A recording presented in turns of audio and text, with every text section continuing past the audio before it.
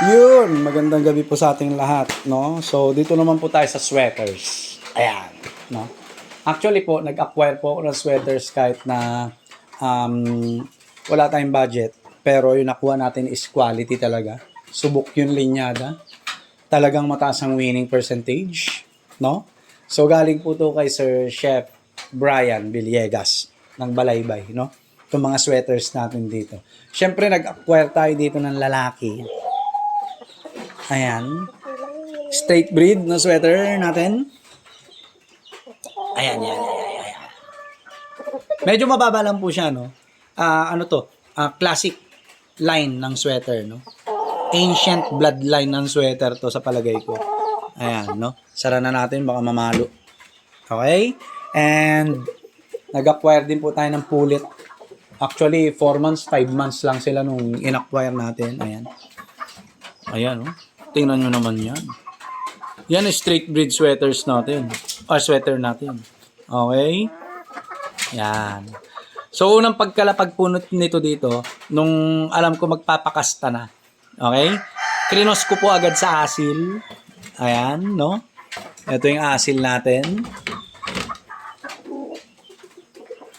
Bakit? Yun nga, sabi ko, may tatlo tayong dahilan kung bakit tayo nagpo-cross ng asil sa mga game fouls natin. Unang-una is yung immunity. Hindi basta-basta nagkakasakit ang mga manok na may dugong oriental. Pangalawa is body conformation nila. Mas matitigas, mas malalaki ang buto, muscle, mas matigas ang katawan kaysa sa western game fouls natin. Pangatlo is yung fighting style nila na offbeat. Ayan. Okay? So, nagkaanak po sila. Sa totoo lang. Andi dito, tara tingnan natin. May dalawa silang anak. Parehas inahin. Ayan. Ito po ang kanilang anak. Ayan. Malapit na po ito mangitlog, no? 1 month or 2 months na lang. Ayan. Isang pula at saka isang itim. Parehas inahin po, no? So, ayan, meron na tayong 50% asil, 50% sweater, no?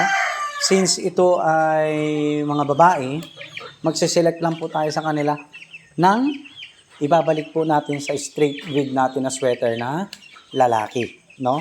So, itong pula, nakikita kong magandang balikat, matangkad, no? Itong pula, ang ibabalik po natin dito sa balik tayo dito. Dito sa straight breed natin na sweater para makapagpa 3/4, 1/4 po tayo ng sweater. Ayan. Dito natin ibabalik po yun. Yung asil sweater natin na inahin. Depende kung ano yung masiselect natin doon. Ayan po, dito natin ibabalik. No? So, makakapagpa 3/4, 1/4 din tayo ng sweater. No? So, yun po. Kaya nilalagyan natin ng Oriental Bloods yung mga manok natin dito is dahil sa tatlong reason. Nabanggit ko na yon. Kung hindi nyo pa alam kung ano yung mga reason kung bakit tayo nagko-cross ng Oriental Blood sa ating mga game foul, balikan nyo po yung una nitong video na to para mas maintindihan nyo po, no? So, yun lang po.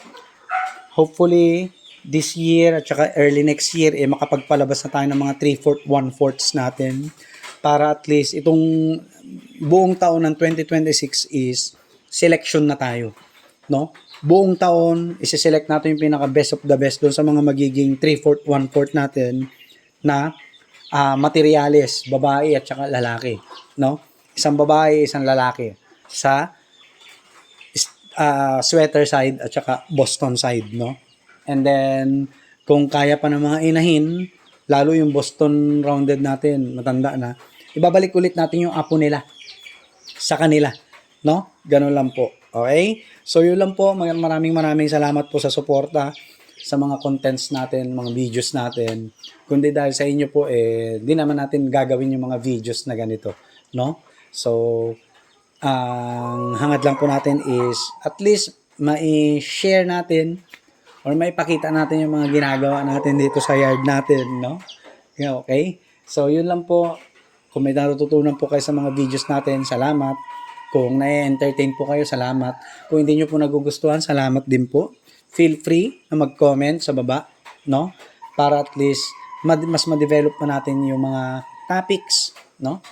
Yung mga ideas na gusto nyo ma-discuss tungkol sa chicken farming.